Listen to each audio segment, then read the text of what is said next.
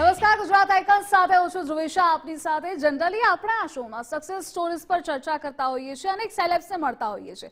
આજે પણ આપણે એવા જ એક હસ્તીને મળવા જઈ રહ્યા છે, એક ફોક સિંગરને મળવા જઈ રહ્યા છે, જેના ઇન્ટ્રોડક્શનની જરૂર નથી, કોઝ ઇન્ટરનેશનલી એમનું ફેન બેઝ એટલું મોટું છે, જેમનો અવાજ લોકોના દિલમાં વસે છે, મનમાં છવાયેલો છે. એવા સુપ્રસિદ્ધ ફોક સિંગર શ્રી હરિઓમ ગઢવી જોડાયા છે. હરિઓમ, ગુજરાત ફર્સ્ટમાં આપનું સ્વાગત છે. અને આપનું ફેન બેઝ પણ એટલું મોટું છે એટલે કદાચ આપણે વાતો કરીએ એના કરતાં બેટર રહેશે કે આપ આ શોની સ્ટાર્ટિંગ તમારા સોંગ્સથી જ કરો. હે મારી માતાના પગલા જ્યાં જ્યાં થાય ત્યાં ત્યાં હવનું હારું થાય. મારી માતાના પગલા જ્યાં જ્યાં થાય ત્યાં ત્યાં હવનું હારું થાય. હે મારી માતાની કોઈ દી વાત ના થાય, બંધ કિસ્મતના તાળા ખુલી જાય. હે મારી માતાના પગલા જ્યાં જ્યાં થાય ત્યાં ત્યાં હવનું હારું થાય. એક્ઝેક્ટલી. તો આ સાંભળીને હવે ડેફિનેટલી લોકો આપણો આખો શો જોશે. હરિઓમ, હું કહી શકું છું. હરિઓમ, સૌથી પહેલા આપણે આ શોનું સ્ટાર્ટિંગ કરીશું તમારા જર્નીથી, તમારા સક્સેસ સ્ટોરીઝથી. તમારી જર્ની સ્ટાર્ટ કેવી રીતે થઈ હતી, એ આખો ફેઝ કેવો હતો તે જણાવશો.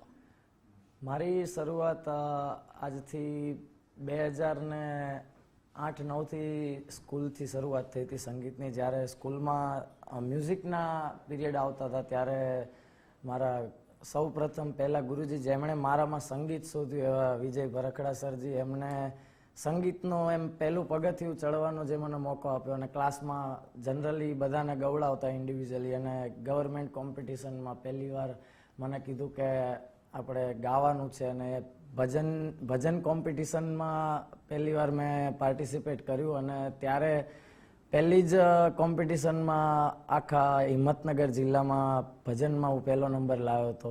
અને ત્યારથી આ સંગીતની શરૂઆત થઈ અને ત્યારથી સંગીત પ્રત્યેનો પ્રેમ ને એ ખૂબ વધ્યો. અને ઘણા ટાઈમથી પછી એ ટાઈમથી રિયાઝ ચાલુ કર્યો, સંગીત પ્રત્યેની રુચિ વધી અને ઘણા સારા સારા ગુરુજી પાસે ટ્રેનિંગ લીધી. અને પછી ગાંધીનગર શિફ્ટ થયા. જેમ જેમ સંગીત પ્રત્યે પ્રેમ વધતો ગયો એમ કોમ્પિટિશનો ખૂબ કરી છે. મેં મારા કરિયરમાં સૌથી વધારે 35+ કોમ્પિટિશન કરી છે. અને ઓલમોસ્ટ ઘણી કોમ્પિટિશનમાં ફર્સ્ટ વિનર હું બન્યો છું. અને પછી પ્રોફેશનલી ગરબાની શરૂઆત મારી સૌથી પહેલાં થઈ. ગરબા પ્રત્યે મને ખૂબ પ્રેમ હતો. હાલની તારીખમાં અત્યાર સુધી ગરબાના શો મેં સૌથી વધારે કર્યા છે. અને આગળ પણ ગરબાને લઈને મારા બહુ બધા વિઝન છે, અને લોકસંગીતને લઈને, લોકગીતોને બધાને. એટલે રિયાઝ કરતો ગયો, લોકોને બહુ સાંભળ્યા છે, રિયાઝ કર્યો છે. અને બસ આ રીતે જ આખી જિંદગી શીખવાનું તો બંધ થવાનું જ નથી, અને હજી શીખું જ છું. એટલે આ એક જર્ની હતી કે સ્કૂલથી શરૂઆત થઈ છે. મ્યુઝિક કોલેજમાં મેં બરોડા MSUમાં સ્ટડી કર્યું છે. મેં 2 થી 3 વર્ષ મેં ત્યાં પણ સ્ટડી કર્યું MSમાં. ત્યાં પણ ઘણું બધું શીખવા મળ્યું ક્લાસિકલ, જેનાથી ક્લાસિકલ કલાકાર માટે કક્કો છે, બેઝિક છે કે જે ક્લાસિકલ શીખવું એટલું જરૂરી છે બધા જ કલાકાર માટે. એટલે ક્લાસિકલની ખાસ શરૂઆત કરી અને લોકગીતો અને ગરબા અને બધું ઘણું બધું શીખ્યો એમાંથી. અને હજી શીખતા રહેશું આગળ એવી આશા સાથે જ, ને એ જે એક ધગશ સાથે હજી શીખી રહ્યા છીએ. જી હરિઓમ, જેવી રીતે આપે કહ્યું કે હું ઘણા લોકોથી ઇન્સ્પાયર થઈ રહ્યો છું, ગુરુ પણ છે. આપના ગુરુ કોણ, જેના કારણે તમે આજે અહીંયા પહોંચ્યા છો? પહેલા ગુરુ મારા મમ્મી છે, કેમ કે મારા મોસાળમાંથી મને આ સંગીત મળ્યું છે. એટલે સૌ પ્રથમ મારા ગુરુ હું ગણું તો મારા મમ્મી અને મારા નાના. હું મારા નાનાને મળી નથી શક્યો, પણ એમનું સંગીત મારામાં છે અને હું આ સંગીતને બહુ અલગ સ્ટેજે પહોંચાડવા માંગુ છું. એટલે તમે તમારા સફળતાનો શ્રેય તમારા મમ્મી અને નાનાને આપી રહ્યા છો, આ સાથે તમે ગુરુને પણ આપ્યો છે.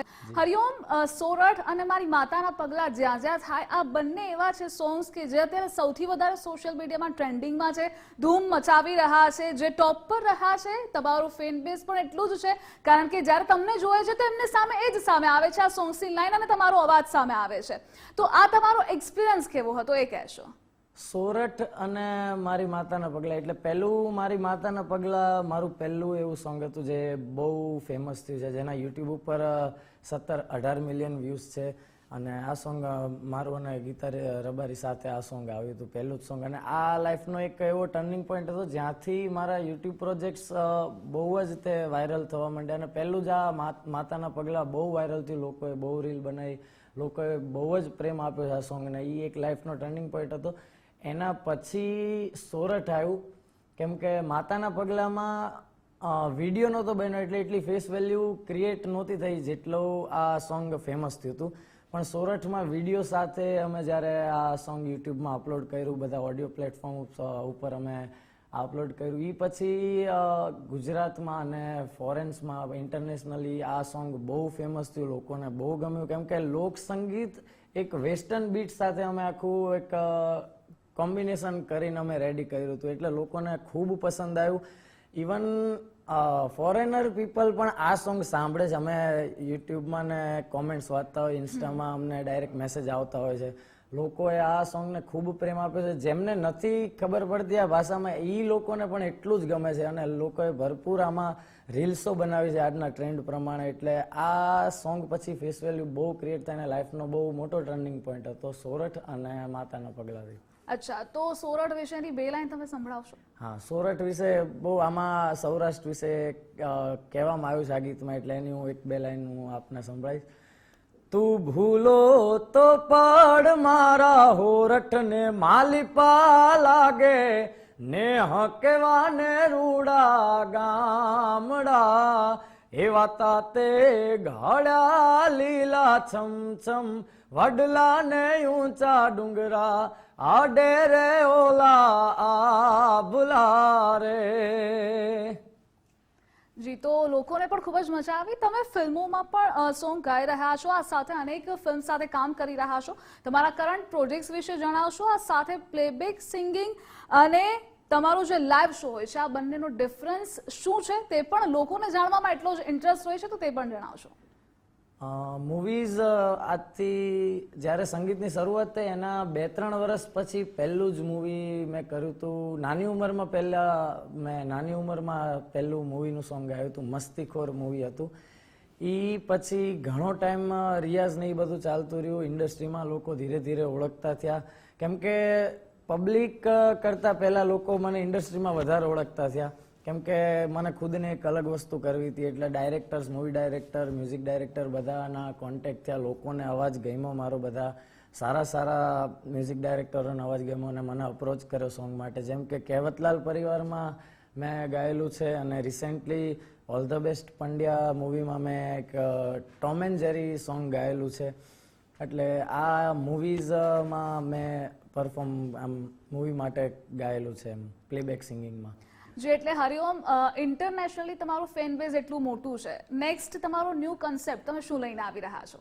અત્યાર સુધી મેં ડાયરા, ભજન, મહેફિલ ને એ ટાઈપના પ્રોગ્રામ ઘણા કર્યા છે, પણ મારે લોક સંગીતને અને અત્યારના યુગ પ્રમાણે લોકોને જે નવી અપકમિંગ મ્યુઝિક આવી રહ્યું છે, એ બધી વસ્તુને કમ્બાઈન ભેગું કરીને લોકો સુધી મારે લોક સંગીત પહોંચાડવું છે. એટલે અમે ફોક સ્ટાર આ નામ રાખવા પાછળના ઘણા કારણ છે કે લોકોની ફેશન સેન્સ પણ હોવી જોઈએ, લોકો બધી જ વસ્તુને એક્સપેરિમેન્ટ કરવા જોઈએ, કે ખાલી એક ઝોનર પકડીને ના ગાવું જોઈએ. એના અલગ એક્સપેરિમેન્ટ કરવા બહુ જરૂરી છે. અચ્છા, એટલે આપ હજુ પણ નવું આપવા જઈ રહ્યા છો. માસ્ટર સલીમ, આમની સાથે પરફોર્મ કર્યું છે. આ ઇવેન્ટ એ તમારા લાઈફનો ટર્નિંગ પોઈન્ટ પણ કહી શકાય. કેવી રીતે ટર્નિંગ પોઈન્ટ છે એ જણાવશો. આ સાથે અમારા માટે ગૌરવની વાત એ છે હરિઓમ કે તમે ત્યાં ગુજરાતને રિપ્રેઝન્ટ કર્યું હતું, એટલે ખૂબ જ ગૌરવપૂર્ણ ક્ષણ અમારા દરેક દર્શકો, તમારા ફેન અને તમારા આ બધા માટે છે, ઇન્ક્લુડિંગ તમારી ફેમિલી માટે પણ.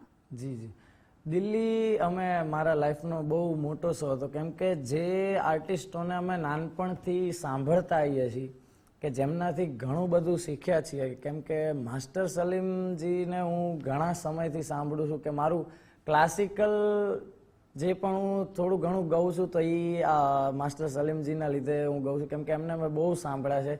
અને પહેલેથી એ જ સપનું હતું કે મારે આ કલાકારને મળવું છે, આમના ભેગું પરફોર્મ કરવું છે, એમને મારું સંગીત સંભળાવવું છે, એમનું જ સાંભળેલું ને એમનું જ શીખેલું મારે એમને સંભળાવવું છે. કેમ કે પહેલેથી હું પોતાના વિચારથી તો હું ગાતો જ તો, પણ મેં એમને એટલા ફોલો કર્યા છે કે એમને ગાયેલી વસ્તુઓ એમની જ રીતે પરફોર્મ કરવામાં મને વધારે રસ હોય છે. અને દિલ્હીમાં સાથે પરફોર્મ કર્યું એટલે ઓફકોર્સ મારા લાઈફનું બહુ મોટું સપનું પૂરું થયું છે. એમાં માસ્ટર સલીમજી હતા, શેખર સર હતા, વિશાલ શેખર, પછી દીપકજી પંડિત હતા, તોફિક કુરેશી હતા, બહુ બધા ઘણા બધા દિગ્ગજો હતા અહીંયા. અને એમના વચ્ચે પરફોર્મ કરવા મળવું, એ મોકો મળવો બહુ મારા માટે બહુ મોટી વાત છે. કેમ કે જેમને સાંભળીને મોટા થાય એમના ભેગું પરફોર્મ કરવું એક કલાકાર માટે બહુ મોટું ડ્રીમ હોય છે. અને આવા ઘણા કલાકારો સાથે એ બધા સાથે કામ કરીને ખૂબ જ આનંદ થયો છે અને ઘણું બધું શીખવા પણ મળ્યું છે. કેમ કે શીખવું જરૂરી છે, ખાલી પરફોર્મ કર્યા કરતાં એમનામાંથી તમે શું શીખો છો એ વધારે ઇમ્પોર્ટન્ટ છે. એક્ઝેક્ટલી. અને હરિઓમ, લાસ્ટ ક્વેશ્ચન એ કે તમારા ફ્યુચર પ્લાન્સ શું છે? તમે શું નવું દર્શકો માટે લાવી રહ્યા છો? અને આ સાથે તમારા લાઈફની કોઈ મેમોરેબલ મુમેન્ટ? ખૂબ જ સારી નવરાત્રિ થાય છે, તો ત્યાં એવું બનતું હતું કે અમે સ્ટેજની આગળ જનરલી પબ્લિક કનેક્ટ કરતા અમે ગાતા હોઈએ છીએ કે પબ્લિક એન્જોય કરતી જાય, જોતી જાય. એમને એક શોખ હોય કે ફોટો એમના ફોનમાં વિડીયો કે ફોટો ઉતારીએ. એટલે પબ્લિક એક વાર અમે ચાલુ કર્યું એટલે પબ્લિકે પછી વારંવાર સીધા ફોન ફેંકવાનું ચાલુ કર્યું. એટલે સ્ટેજ ઉપર જોવો તો 10-15 ફોન આમ નીચે પડેલા હતા. એ એક ફની મુમેન્ટ અને એમ લોકોનો પ્રેમ એટલો હતો મારા પ્રત્યે, એટલે એ એક મારા લાઈફની બહુ સારી મુમેન્ટ હતી. એ એક કહેવાય ને, લોકો ગમે ત્યાં ઊભા હોય રોડ રસ્તામાં પણ ઘણીવાર ચાલુ ગાડીએ પણ મળી જતા હોય છે અને ફોટો પડાવવાનો. હું પ્રેમથી ફોટો પડાવું છું. ક્યારેય કોઈને આજ સુધી ના નથી પાડી ફોટા માટે, કેમ કે એમના થકી ઉજળા છીએ. તો હરિઓમ, એવું પણ સાંભળેલું છે કે તમે તમારા હેરસ્ટાઈલ માટે 5-5, 6-6 કલાક પણ પસાર કરો છો. સ્ટાઇલિંગ તમારું બધાથી યુનિક છે અને એટલે જ ફેન્સને તમને જોવા બી એટલા જ ગમે છે. તો એક તો તમે કેટલું ફોકસ કરો છો એના પર, એના વિશે કહેજો. અને આ સાથે આ નવરાત્રીમાં ગરબા એ દરેક ગુજરાતીનો લવ હોય, મતલબ એ બંને ઇક્વલ સિમિલર છે લોકો માટે. આ નવરાત્રી પર શું ન્યૂઝ છે? સૌ પ્રથમ હું હેરની વાત કરું તો નાનપણથી લોંગ હેરનું બહુ સપનું હતું. કેમ કે એ ટાઈમે લોકોના વિડીયોઝ નહીં જોયા એટલે એવરી સિંગર બધાના હેર તો લોંગ જ હોય, એટલે એક ઇન્સ્પિરેશન પહેલેથી મળતું હતું. પણ ઘરેથી એવું થતું હતું કે સ્કૂલના લીધે ને એ વધારવા નહોતા દેતા સ્કૂલના રૂલ્સ પ્રમાણે. પણ છતાંય તે આખી સ્કૂલમાં હું અલગ વાળના લીધે, હું હેરના લીધે તરી આવતો હતો. એટલે હેર પ્રત્યે હું બહુ ઝઘડ્યો છું ઘરે મમ્મી પપ્પા ભેગું પણ કે મને વધારવા દો, મને શોખ છે, સપનું છે. આજે એ આઈડેન્ટિટી બની છે અને હું હેરમાં જનરલી બહુ સ્પેન્ડ કરું છું. કેમ કે હેરના લીધે આજે ઘણા લોકો મને ઓળખે છે. એન્ડ આ વખતે નવરાત્રિમાં હું સરસાણા ડોમ સુરતમાં આવી રહ્યો છું અને નવા કોસ્ટ્યુમ સાથે ઓલરેડી પ્લાનિંગ્સ ને ડિઝાઇનિંગ ને બધું ચાલુ થઈ ગયું છે. અને બધા હું બહુ ફિયરલેસ ડ્રેસિંગ કરતો હોઉં છું. પબ્લિકનું હું નથી વિચારતો, મને જે ગમે છે એ હું પહેરું છું એટલે લોકો ગમાડે છે એ પ્રેમથી. એટલે આ વખતે હું પણ એક્સાઇટેડ છું નવરાત્રિ માટે અને બસ આ વખતે અદ્ભુત નવરાત્રિ કરીએ એવી માતાજીને પ્રાર્થના છે. તો અમારી સાથે જોડાવા બદલ આપનો ખૂબ ખૂબ આભાર. તો આવી જ રીતે આપણે આ શોમાં અનેક હસ્તીઓને મળતા રહીશું જે તમારા માટે ઇન્સ્પિરેશન છે, જે તમને પણ તમારી લાઈફમાં તેમની સક્સેસ સ્ટોરીઝ તમને પણ હેલ્પફુલ થશે સફળતાના શિખરો સર કરવા માટે. તો હાલ મને રજા આપશો. નમસ્કાર.